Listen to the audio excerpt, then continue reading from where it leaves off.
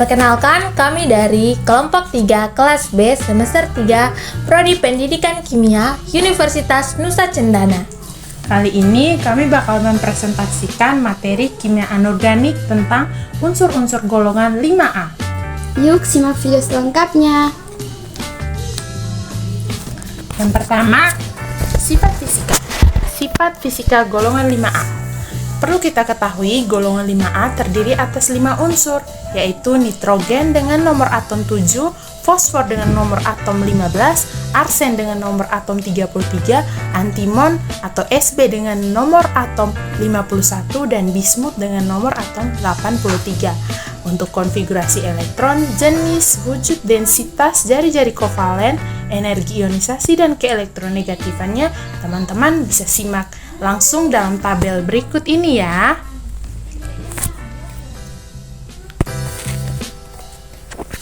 Next, kita masuk pada sifat kimia golongan 5A. Yang pertama, sifat kimia nitrogen. Sifat kimia nitrogen: gas tanpa warna, tidak berbau, tidak berasa, gas diatomik, bukan logam yang stabil, sangat sulit bereaksi dengan unsur atau senyawa lain. Reaksi nitrogen juga dapat bereaksi dengan oksigen apabila bereaksi di udara dengan bantuan bunga api listrik tegangan tinggi dengan reaksi seperti berikut ya. Teman-teman bisa lihat sendiri. Selanjutnya, sifat kimia fosfor. Reaksi fosfor dengan air. Fosfor putih bersinar dalam gelap saat terkena udara lembab dalam proses yang dikenal sebagai semiluminescence. Reaksi fosfor dan udara. Fosfor harus ditangani dengan hati-hati. Hal spontan terjadi bila menyatu di udara pada suhu kamar untuk membentuk tetrafosforus dekaoksida P4O10. Reaksinya bisa teman-teman lihat ya.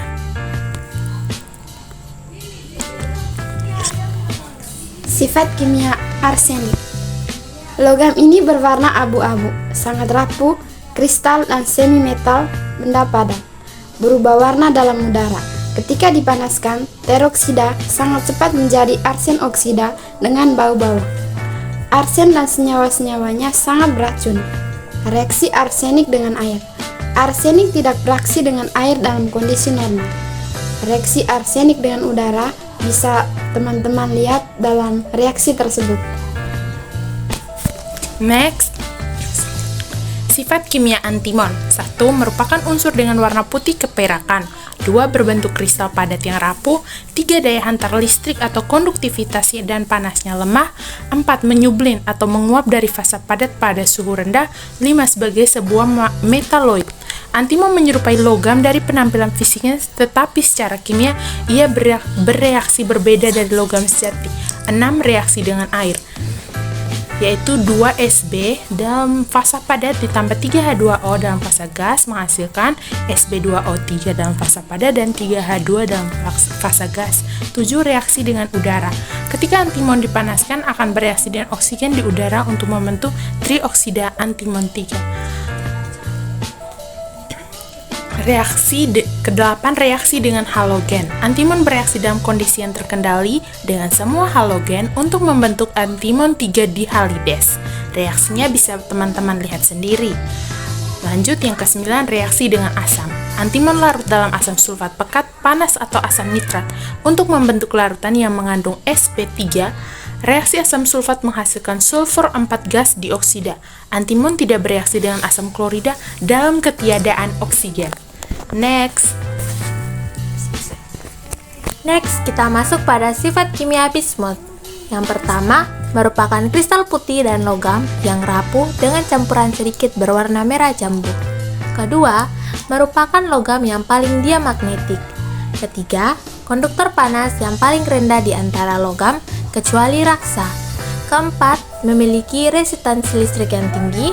Kelima, memiliki efek Hall yang tertinggi di antara logam atau kenaikan yang paling tajam untuk resistansi listrik jika diletakkan di medan magnet. Keenam, ketika terbakar dengan oksigen, bismut terbakar dengan nyala yang berwarna biru. Ketujuh, reaksi dengan air. Ketika bismut panas merah bereaksi dengan air untuk membentuk bismut trioksida. Dapat teman-teman lihat sendiri ya reaksinya. Yang kedelapan, reaksi dengan udara. Setelah pemanasan bismut bereaksi dengan oksigen di udara untuk formulir trioksida bismut. Kesembilan, reaksi dengan halogen. Teman-teman bisa lihat sendiri reaksinya ya.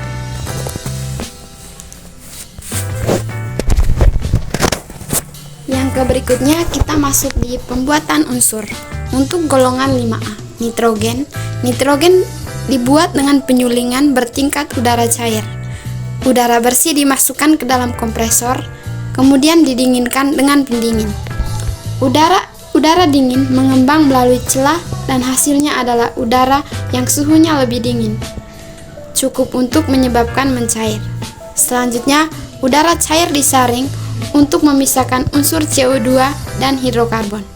Kemudian didistilasi dengan cara udara cair memasuki bagian puncak kolom di mana nitrogen, komponen yang paling mudah menguap, keluar sebagai gas, dan pada pertengahan kolom, gas argon keluar dan oksigen cair, sedang komponen yang paling sulit menguap terkumpul di dasar kolom. Fosfor. Fosfor dibuat dalam tanur listrik dengan memanaskan fosforit, pasir, dan kokas dengan reaksi seperti berikut. Teman-teman bisa melihat reaksinya. Selanjutnya, pembuatan arsen.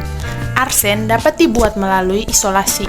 Namun, proses isolasi yang dilakukan di dalam laboratorium tidak terlalu diperlukan, karena pada realitanya, arsen terdapat di alam dalam jumlah melimpah.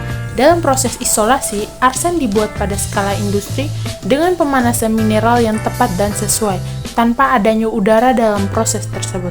Hasilnya, arsen akan dikeluarkan dalam kondisi kental terpisah dari senyawaan asalnya sebagai zat padat. Berikut ini persamaan reaksi yang terjadi pada proses isolasi arsen yang dibuat dari senyawa FeASS dan dipanaskan pada suhu 700 derajat Celcius. Teman-teman bisa lihat sendiri ya reaksinya. Selanjutnya, pembuatan antimon atau Sb. Sb2Se3 digosokkan dengan logam besi Fe sehingga sulfidanya akan bereaksi dengan besi. Sb2Se3 ditambah 3Fe menghasilkan 2Sb tambah 3Fes. Selain itu, dapat digunakan cara lain, yaitu mineral antimo dipanaskan sehingga membentuk oksida Sb2O3 yang akan direaksikan dengan arang, yaitu Sb2O3 tambah 3C menghasilkan 4Sb tambah 3CO2. Unsur ini tidak banyak tetapi ditemukan dalam 100% mineral. Kadang-kadang ditemukan sendiri, tetapi lebih sering sebagai sulfit stignit. Bentuk stabil antimon adalah logam biru putih. Bentuk stabil antimoni adalah logam biru putih. Next, kita masuk pada bismut. Pembuatan ekstraksi unsur bismut berasal dari bismut glans Bi2SO3 dan bismut hite Bi2O3 dan dimetode ekstraksikan dengan reduksi oksida oleh karbon.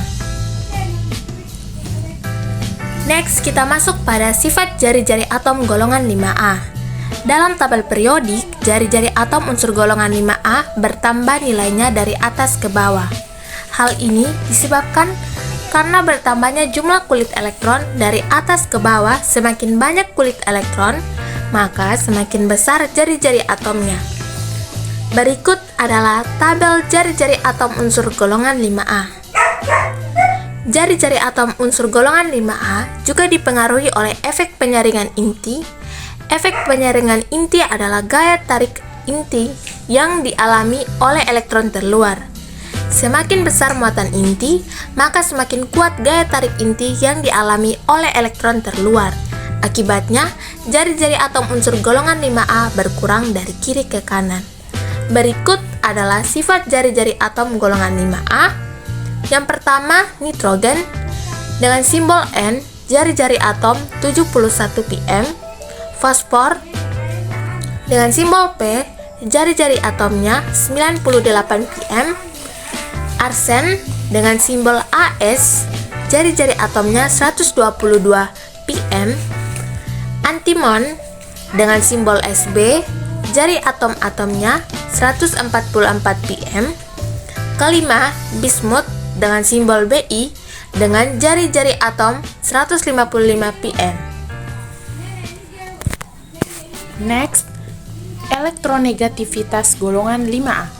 Golongan 5A dalam tabel periodik terdiri dari unsur nitrogen, fosfor, asam arsen, antimon atau Sb, dan bismut. Unsur-unsur ini memiliki keelektronegatifan yang meningkat secara golongan dari bawah ke atas. Keelektronegatifan adalah ukuran kemampuan suatu atom untuk menarik elektron dari atom lain.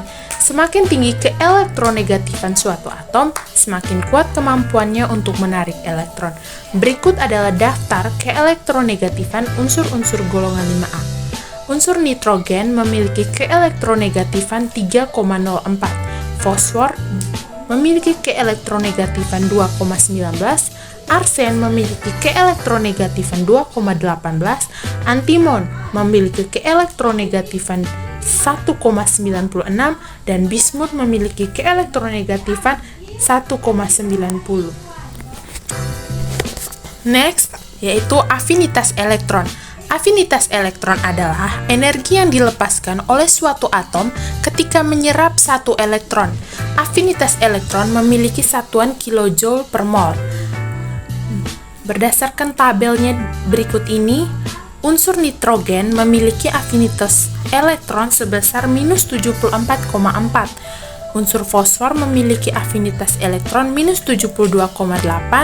Unsur arsen memiliki afinitas elektron minus 71,9.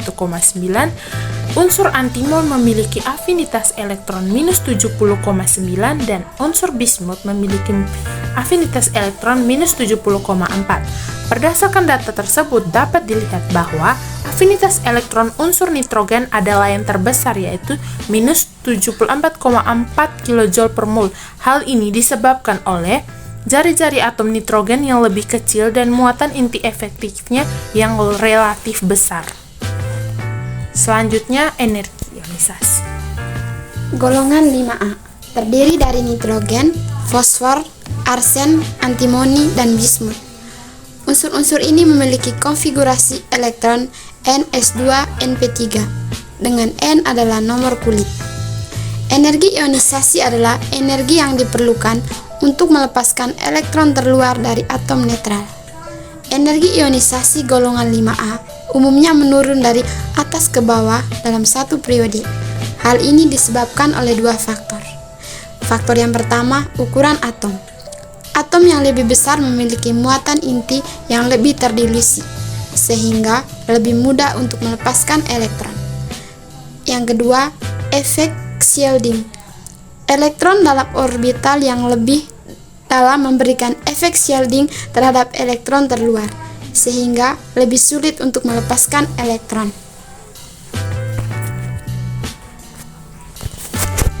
Berikut adalah tabel energi ionisasi golongan 5A dalam kilojoule per mol.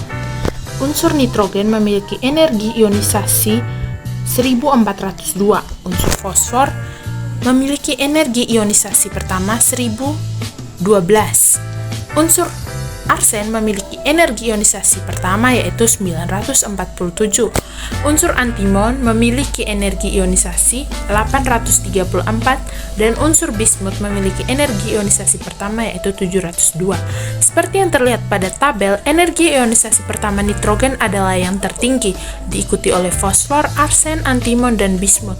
Hal ini sesuai dengan urutan ukuran atom dari atas ke bawah dalam golongan. Maaf, salah penulisan dalam periode. Peningkatan ukuran atom dari atas ke bawah dalam golongan menyebabkan muatan inti yang terdilusi sehingga lebih mudah untuk melepaskan elektron. Selain itu, efek shielding juga semakin besar dari atas ke bawah dalam golongan sehingga elektron terluar semakin terlindungi dari gaya tarik inti. Energi ionisasi juga dipengaruhi oleh muatan inti. Muatan inti yang lebih besar akan menarik elektron lebih kuat, sehingga energi ionisasi akan lebih tinggi. Namun, pengaruh muatan inti terhadap energi ionisasi tidak sekuat pengaruh ukuran atom dan efek shielding. Oleh karena itu, energi ionisasi golongan 5A umumnya menurun dari atas ke bawah dalam satu golongan, meskipun muatan inti juga meningkat dari atas ke bawah. Oke, baik. Sekian dari hasil presentasi kami. Terima kasih banyak sudah menonton video kami.